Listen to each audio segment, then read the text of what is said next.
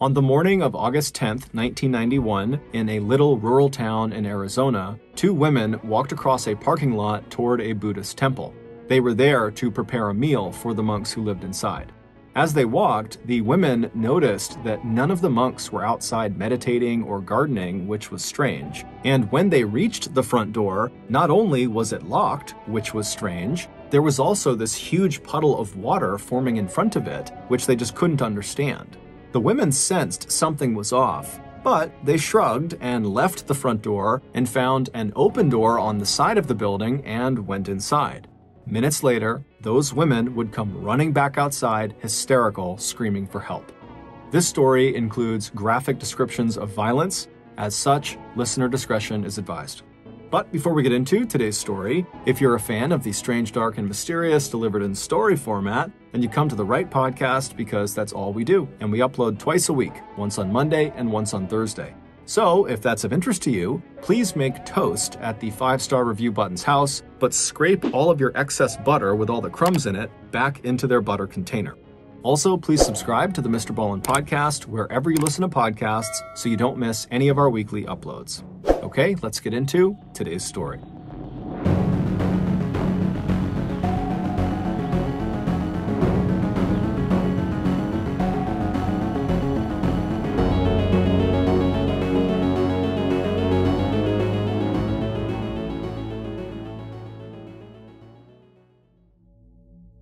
Early on the morning of Friday, August 9th, 1991, in a small town in south-central Arizona, a man stepped out of his home and stood quietly on the doorstep, his face turned to the east where the sun was just starting to show above the horizon. Even though he had gotten up early so he could get some gardening in before the real heat of the day set in, now that he was actually outside, he showed absolutely no sign of hurrying. His unlined face and dark eyes were serene as he watched the first rays of light spreading over the desert that bordered one side of the property where he lived and the cotton fields that bordered the other side. Once the sun was up, the man stood with his eyes closed, still as a statue, for several more minutes, taking in the sounds of the world waking up around him.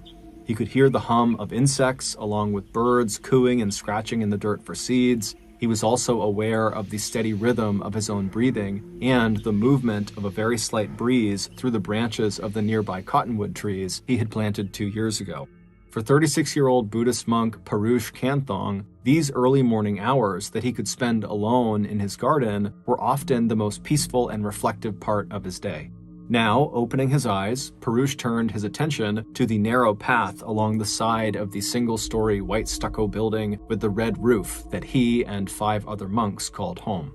When Parush had first arrived in Arizona from his native Thailand 8 years ago, he had led a small Buddhist community in the state capital of Phoenix. But back in 1985, after the community had scraped together enough money to buy these 5 acres of rural farmland located 20 miles west of Phoenix, Parush had worked tirelessly to collect the money that allowed them to build this modest temple, which was called Wat Pram Kunaram. Since opening its doors 2 years ago, the temple had become an important site of worship for the 1,300 members of Arizona's scattered Thai Buddhist community.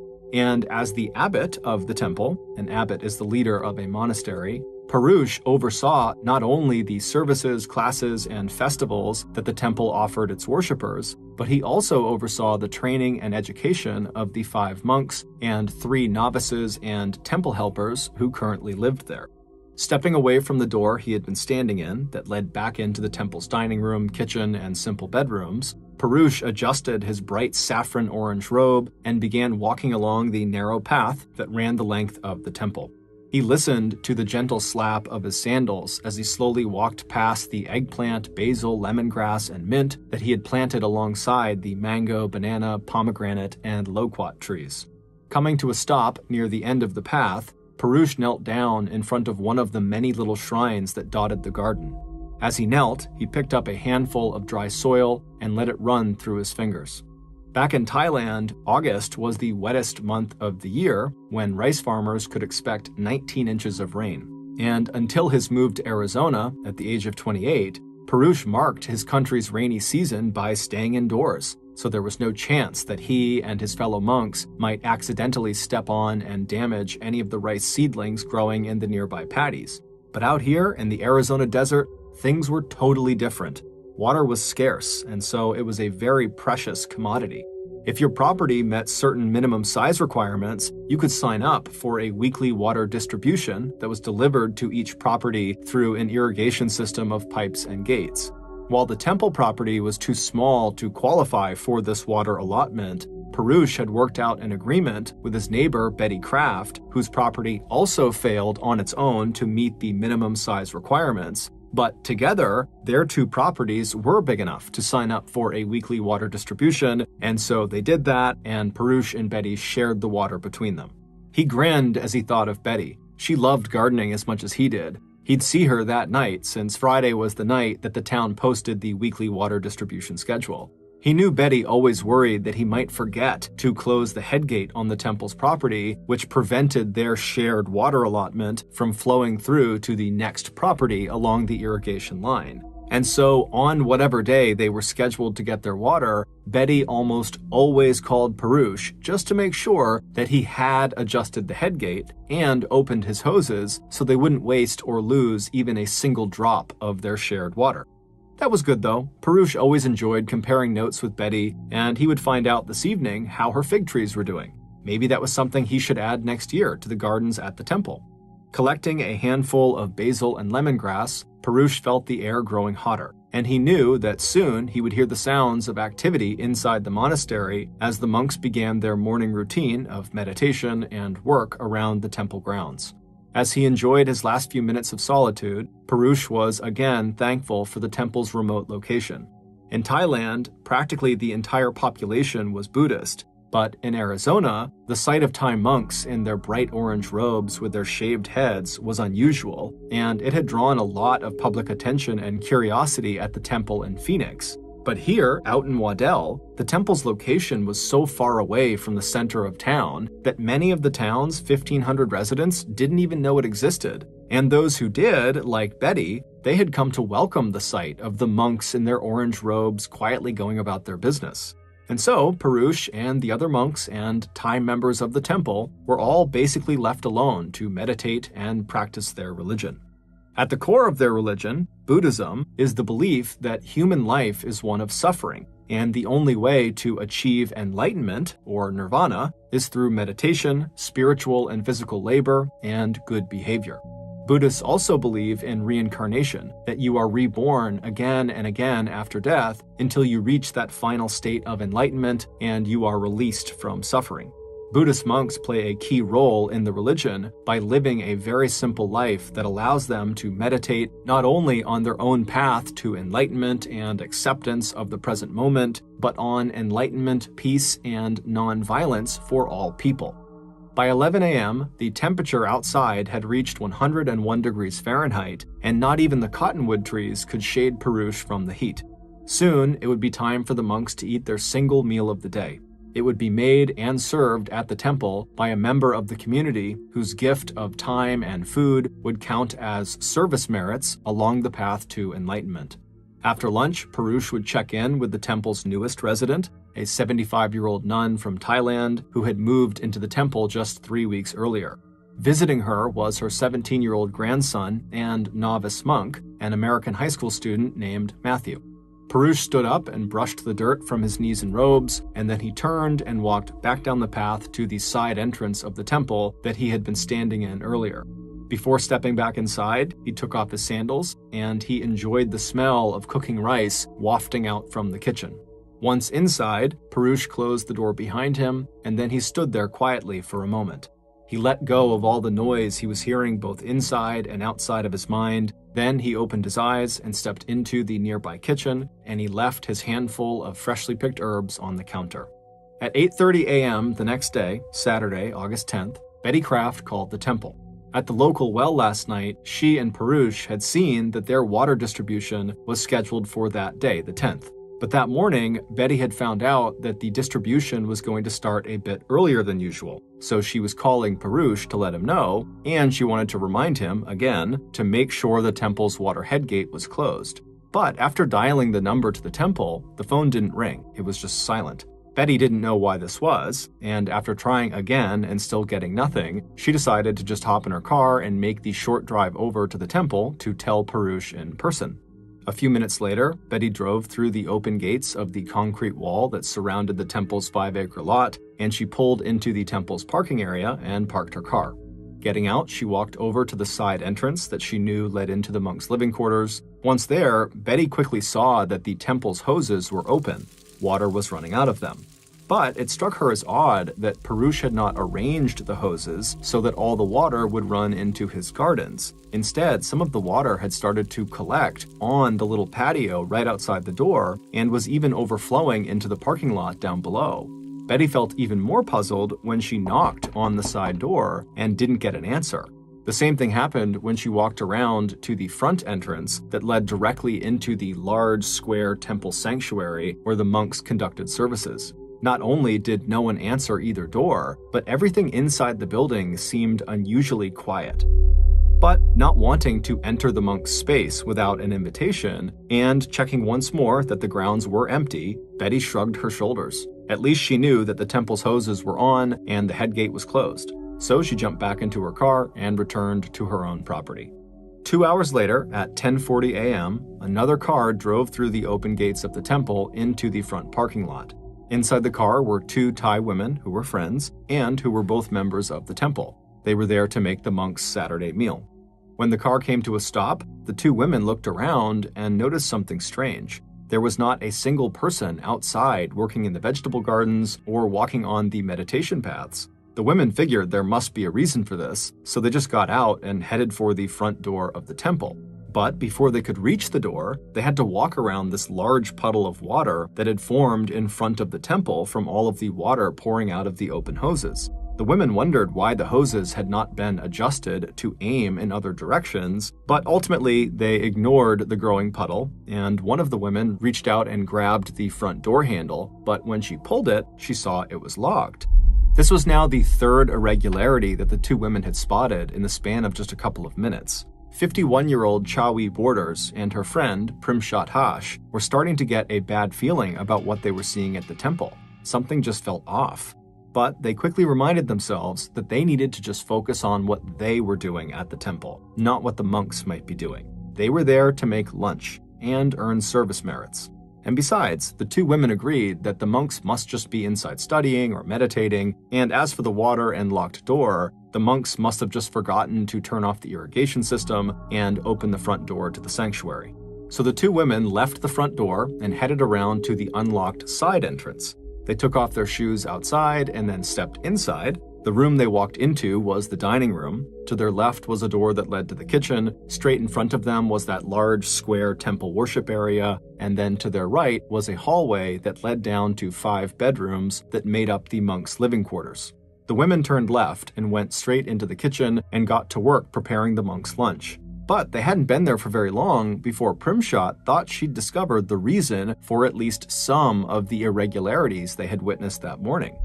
As she had walked from the kitchen back toward the side entrance to go back outside and get something from the car, she had glanced quickly down the hallway that led to the monks' 5 bedrooms, and at the front of that hallway, close to where she was a small sitting area with a couple of sofas inside.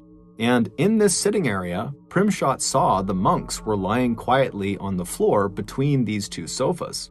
After getting what she needed from the car, Primshat returned to the kitchen and told her friend, Chawi, that she had just seen the monks in the sitting area and that they were either sleeping or praying. Not wanting to disturb them, the 2 women went about their meal preparation very quietly, and at some point, when Chawi thought she heard the faint ring of a phone, she immediately stepped out of the kitchen into the dining room to answer the phone before the sound could interrupt the monk's concentration or rest. But when she put the phone to her ear, she heard nothing. Thinking she must have picked up the wrong phone, as there was 2 phones in the dining room, she walked across the room to the other phone and put that phone to her ear, but this as well was silent. But as she stood there with this silent phone pressed to her ear, she looked at the first phone she had picked up, and she could tell right away that the cord connecting the receiver to the phone had been cut. Then she pulled the phone in her hand away from her ear, and she saw the same thing. The phone's cord was cut. As she realized that clearly she had not heard a phone ring because now she's seeing neither phone would work, Chawi just happened to glance at the sitting room at the front of the hallway where the monks were lying on the floor in various attitudes of prayer. And almost absently, she noticed that mixed among the colorful saffron robes that the monks wore was the long white shirt and pants worn by the elderly nun who had joined the monastery with her grandson just a few weeks ago. Chawi was suddenly very uneasy. She knew that could not possibly be right. It was absolutely forbidden that a male monk who took strict vows of celibacy would ever lie down next to a woman, let alone lie close enough that their bodies or robes would be touching. As Chawi stood there frozen, her friend Primshot stepped out into the dining room as well and began to let out this terrible wail. Because something else was horribly wrong with what the two women were looking at. There was blood everywhere in the sitting area. There was blood on the floor, on the walls, and on the two sofas.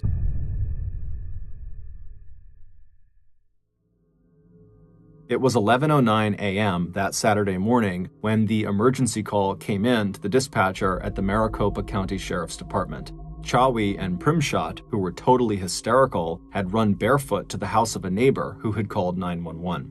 By 11:21 a.m., the first law enforcement officer had skidded to a stop in the temple parking lot, and 3 minutes later, 4 more officers had arrived. By 11:45 a.m., the perimeter of the temple grounds had been marked off with yellow crime scene tape, and the parking lot was full of police and medical personnel. And the news had already spread like wildfire through the Buddhist community and among local, state, and national media. It was also making headlines back in Thailand because the temple was now the site of the worst mass murder in Arizona history. Inside that small sitting room, police had found 9 people, every single inhabitant of the temple, including the abbot, Purush, all of them dead. Physical evidence at the scene did not paint a complete picture, but it did allow police to establish a few theories about what happened. There had been at least 2 killers. On the carpet near the victims were 17 .22 caliber casings and 3 spent shotgun shells. A nearby storage room had been sprayed with a fire extinguisher, and in the foam on the floor, police counted 2 different size sets of footprints made by people wearing combat-style boots. These small monastic cubicles where the monks slept had been ransacked and vandalized. The sleeping mats had been pulled off of the wooden bed frames, and what little furniture there was had been broken and knocked to the ground. Police were also able to determine that the killers had found the temple safe, but they had not been able to open it. What puzzled investigators was the fact that the temple's worship area, which was that large square room not far from the sitting area where the bodies had been found, appeared to be untouched, despite the fact that in the worship area, right near the altar, was a visible money tree with at least 20 bills still clipped to the branches. So if this had been a robbery, why didn't the robbers take those bills? Whoever had committed the crime had also left another clue behind. Overlaying the stench of clotting blood, spent ammunition, and human flesh that had already begun to decompose, there was also the smell of something else that was completely out of place in a Buddhist monastery, the stale but strong scent of cigarette smoke. Even as the first responders to the crime scene went about their grisly work of photographing the dead and collecting evidence, the sheriff of Maricopa County, 55-year-old Tom Agnos, knew his department was in way over its head trying to deal with a mass murder. So he immediately began the process of pulling together a multi-agency task force to help investigate the crime, process the crime scene, and collect and analyze any forensic evidence. But before the police could even write up their preliminary crime scene report, and just hours after the bodies had been discovered, along with the media, hundreds of members of the Asian community in and around Phoenix were gathering outside the temple wall. In the 101-degree Fahrenheit heat, reporters had already begun to broadcast and air interviews, putting forward wildly different and competing theories about possible motives for the killings. Some reports speculated that the murders were a robbery or a hate crime directed at the Asian and Buddhist communities.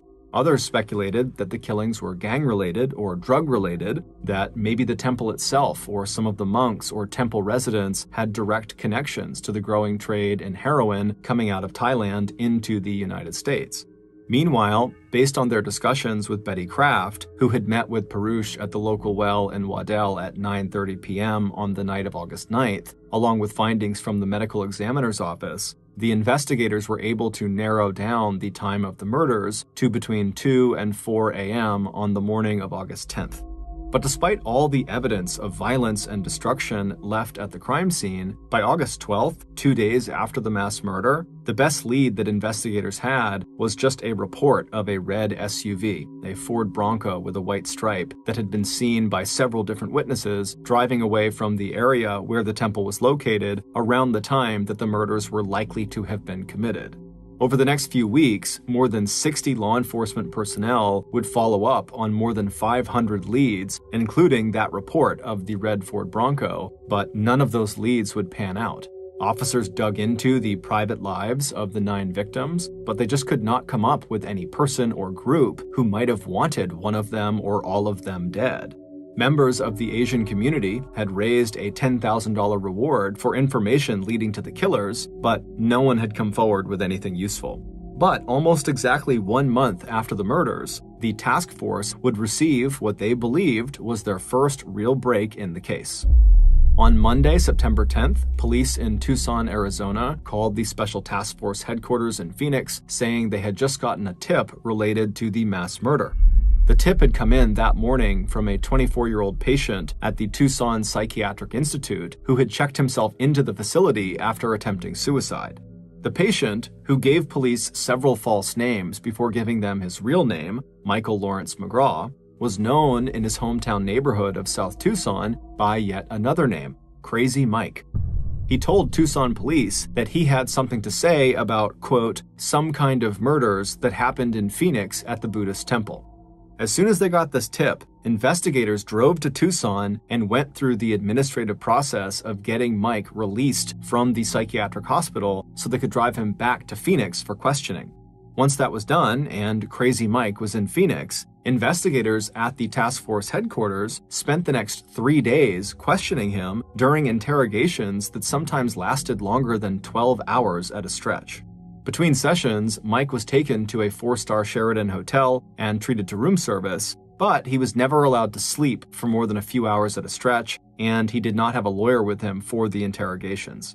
Eventually, Crazy Mike confessed to the temple murders, although audio recordings of the interrogation showed that Mike needed and got a lot of help from his interrogators before he actually got the details of the crime straight. On September 13th, 3 days after Mike had been brought in for questioning, police had arrested 4 other men from Tucson that Mike had said were also involved in the killings. All 4 of the accused were acquaintances of Mike, and all 4 were subjected to the same interrogation techniques that detectives had employed when they had questioned Mike. And 3 of the 4 men confessed to the murders and were immediately charged with multiple homicides. The 4th man had a solid alibi and just refused to yield to what the courts would later describe as questionable interrogation techniques by the task force. But by late September, the case against the so-called Tucson 4, which was Crazy Mike and the 3 other men who confessed, quickly fell apart. Each of the suspects recanted their confessions, saying they were, quote, coerced by investigators who frightened them, gave them details about the case, and told them that their friends had already implicated them in the crime, end quote. Not only were investigators back to square one, but the botched interrogations of the Tucson 4 had resulted in public outcry and criticism of the police and caused divisions inside of the task force, which now numbered more than 200 people. The real first break in the Waddell Temple massacre would not come until October 24th, 6 weeks after the killings. And that break was actually based on a lead that the police had gotten 1 month earlier on September 21st and had just failed to follow up on. It would turn out that on the same day that Crazy Mike phoned the Tucson Police Department on September 21st, saying he had information about the murders, investigators for the Special Task Force had also received a tip from the Office of Special Investigations at the Luke Air Force Base. Luke Air Force Base is located about 6 miles east of the Waddell Temple. The Office of Special Investigations, which is the name of the military police unit that provides law enforcement on the base, had notified the task force that they had picked up a weapon from someone driving on base, and the weapon matched the description of the one used in the Temple massacre. But in all the excitement of getting the phone tip from Crazy Mike at the psychiatric hospital and having a real live suspect to interrogate, task force detectives did not send this weapon in for testing. Instead, after picking the weapon up from Luke Air Force Base, one of the sergeants on the task force literally put the weapon behind a door in a corner of his office, and then he forgot about it until 4 weeks later when the case against the Tucson Four started to implode. At that point, with the task force scrambling for new leads, the sergeant remembered the weapon and they would send it off for testing at the Arizona State Crime Lab. The results of that test came back 4 days later on October 24th, and 2 days after that, on October 26th, investigators arrested 2 people in connection with the mass murder. And the story that these 2 people would tell police left even the most hardened detectives feeling shocked and repulsed.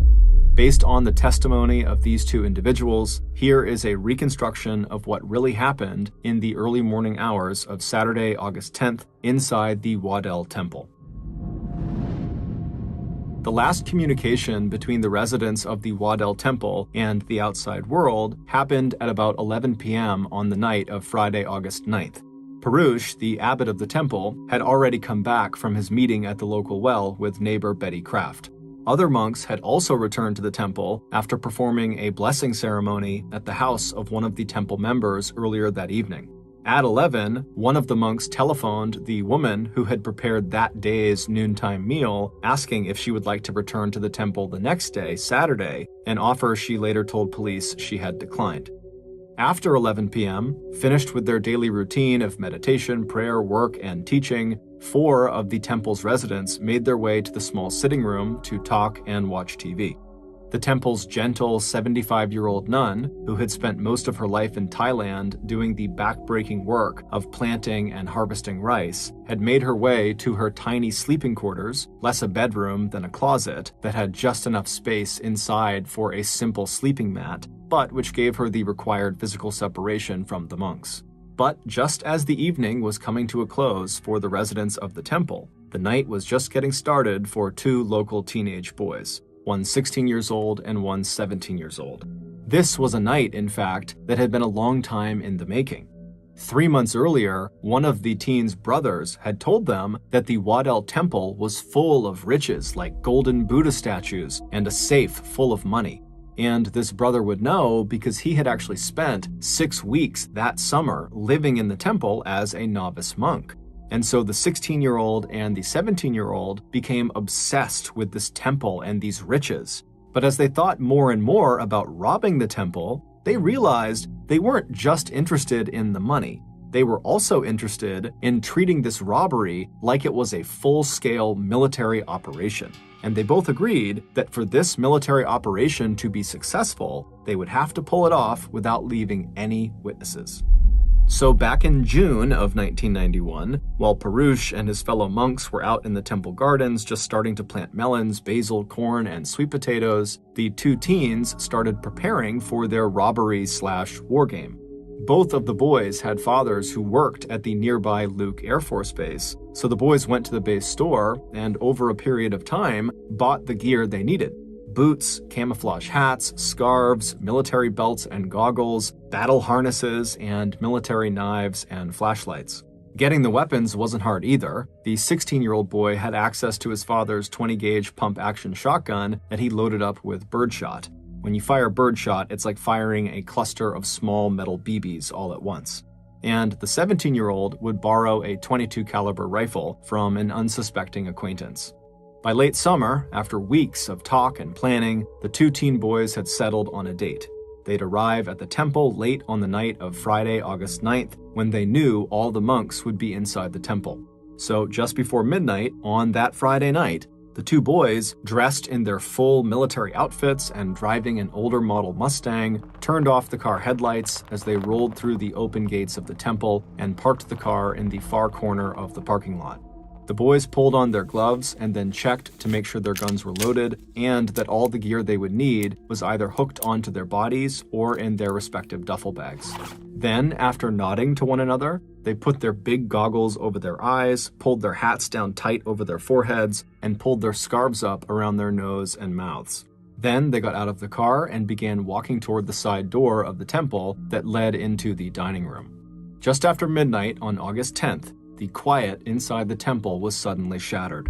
The 4 monks in the sitting area heard a bang as the side door was suddenly flung open, and a moment later, 2 people dressed in military gear were dragging them out of their seats. The air was filled with shouts, "Hit the dirt, down on the floor, now, now, now!" As the monks stumbled first to their feet and then to their knees, they stared in shock at these intruders who seemed to have just come out of nowhere. It was impossible to see the boys' faces, but the monks saw that one of the attackers was over 6 feet tall and must have weighed over 200 pounds. Up close, both of the boys smelled like beer, cigarettes, and sweat.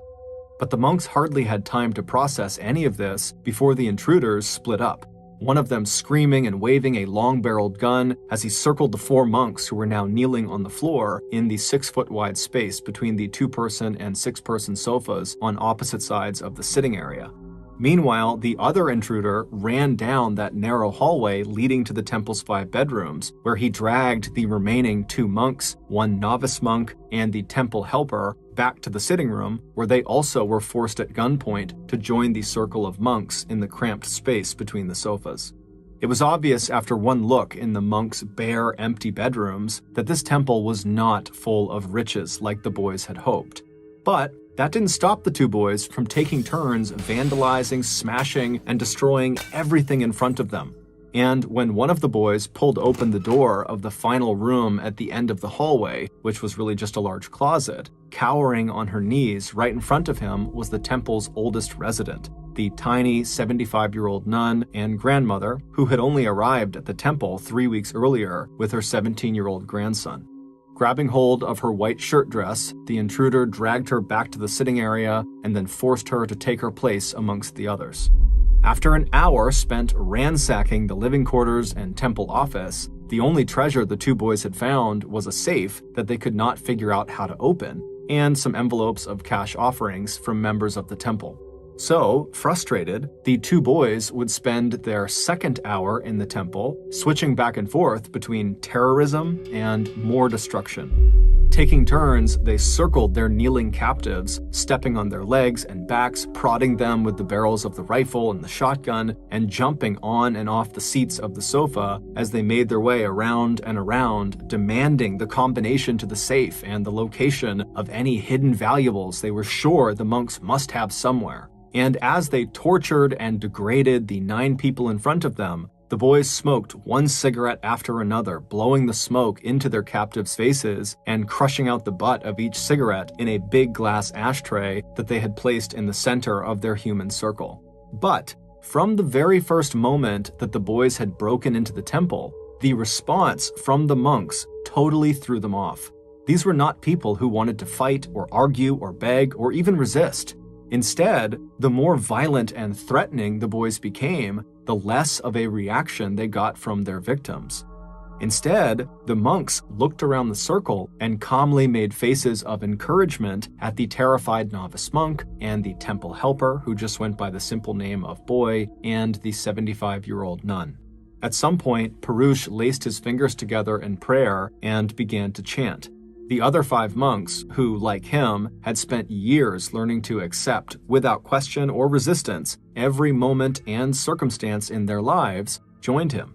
In Buddhism, one of the greatest meditations of all is the meditation on the inevitability of death.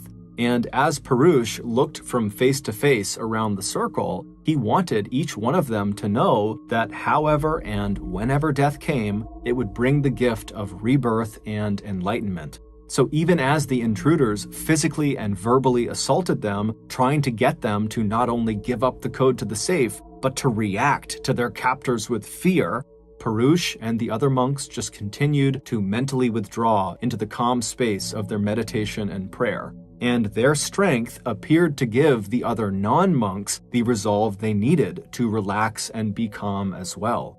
And before long, the 17-year-old novice monk, the temple worker they called boy, and the 75-year-old nun had all bowed their heads as well and closed their eyes. And so by the time the bigger of the two boys finally lifted the barrel of his shotgun and fired 4 rounds into the circle of kneeling figures, blowing off kneecaps and fingers and sending birdshot into the soft skin of necks and faces, his victims had already left the world of flesh and blood behind. As the victims silently absorbed the blasts from the shotgun, the second intruder walked up behind one of the victims, he raised his rifle, and he fired 2 shots into the back of their head. As the victims slumped forward with their hands still laced together in front of their chest in prayer, the other 8 victims didn't make a sound. They just continued to pray and meditate, knowing they were next. For the next several minutes, the second attacker slowly made his way around the circle, systematically putting at least 2 rounds into the back of each of the victims' skulls. After making sure that all 9 people inside the temple were dead, the 2 intruders packed up the money and personal items they had stolen from the temple and headed back out the side door. They ran back to their car, pulling the scarves down from their sweat-soaked faces, and began gulping in the hot, dry, and clean desert air. And then they drove out through the open gates of the Buddhist temple and back into their everyday normal lives. Except that 12 days later, on August 21st, military police on Luke Air Force Base found a .22 caliber rifle in the trunk of a car they had pulled over for suspicious activity. The rifle belonged to the driver, who had just recently loaned the weapon to the passenger with him in the car, a 17-year-old teenager named Jonathan Duty. It wasn't until 1 month later, September 20th, that the police report describing the traffic stop and the weapon would find its way to the task force investigating the mass murder, and it would be 4 weeks after that before members of the task force would finally get around to having that weapon tested and find that it was the murder weapon used in the Temple massacre. Once those results came back in, it would take 2 days for task force investigators to track the rifle back to 17-year-old Jonathan Duty and to his accomplice, a 16-year-old named Alex Garcia, who was 6 foot 3 inches tall and who weighed 220 pounds. Alex was the first to confess to the murders, saying that Jonathan was both the mastermind of the robbery and the one who walked around the ring of victims and shot them all in the head, execution style. It was also Jonathan Duty's half-brother, who had spent time as a novice monk living in the temple that summer, who had said there were riches inside of the temple. When the boys were asked why they committed this horrible crime, Jonathan told police he just wanted to get money to buy a car, and Alex told police he wanted, quote, walk-around money that would impress the girls. As for why they had killed everyone, they said they were just following their plan to not leave any witnesses behind. Although, despite claiming to have this well-thought-out military-style robbery all planned out going into the temple, it was fairly obvious that once the boys actually got inside, violence and destruction became the focus, not the robbery. This is likely why the boys did not take that money that was just sitting in plain sight near the altar in the worship room. At the end of the attack, Jonathan and Alex had left the temple with just under $2,800, 2 stereos, 6 cheap cameras, a low-end video recorder, a pair of binoculars, and a handheld bullhorn. In addition to their confessions, forensic analysis of the shoe prints and the saliva left on the cigarette butts found at the temple also conclusively linked the boys to the killing and the crime scene. After 3 different trials, both teenagers were finally convicted of multiple counts of first-degree murder and sentenced to life in prison. The Tucson 4, who were falsely accused and arrested for the murders, were released from jail on November 2nd after Jonathan and Alex said that no one aside from themselves was involved in the temple murders and robbery. In 1994, Maricopa County paid the Tucson 4 $2.8 million in damages for false arrests and defamation. Within weeks of the mass murders, the Waddell Temple reopened under the leadership of Abbot Winai Booncham, a Thai monk who had been longtime friends with Perush. Booncham said that after he had taken his friend's body back to Thailand to be cremated, Perush started appearing to Booncham in his dreams. And even though the temple did not reopen as a living and study space for monks until after serious security measures were put in place, Booncham moved into the temple immediately after the murders. When asked why he did that, Booncham said that he saw his friend, Parush, everywhere in the temple, and so he was not afraid. Thank you for listening to the MrBallen Podcast. If you got something out of this episode and you haven't done this already, please make toast at the 5-star review button's house, but scrape all of your excess butter with all the crumbs in it back into their butter container. Also, please subscribe to the MrBallen Podcast on Spotify, Apple Podcasts, Amazon, Google, and anywhere else you get your podcasts. This podcast airs every Monday and Thursday morning, but in the meantime, you can always watch one of the hundreds of stories I have posted on my YouTube channel, which is just called MrBallen. If you want to get in touch with me, please follow me on any major social media platform and then send me a direct message. My username on every platform is just @MrBallen, and I really do read the majority of my DMs. Lastly, we have some really cool merchandise, so head on over to shopmrballen.com to have a look. So that's going to do it. I really appreciate your support. Until next time, see ya.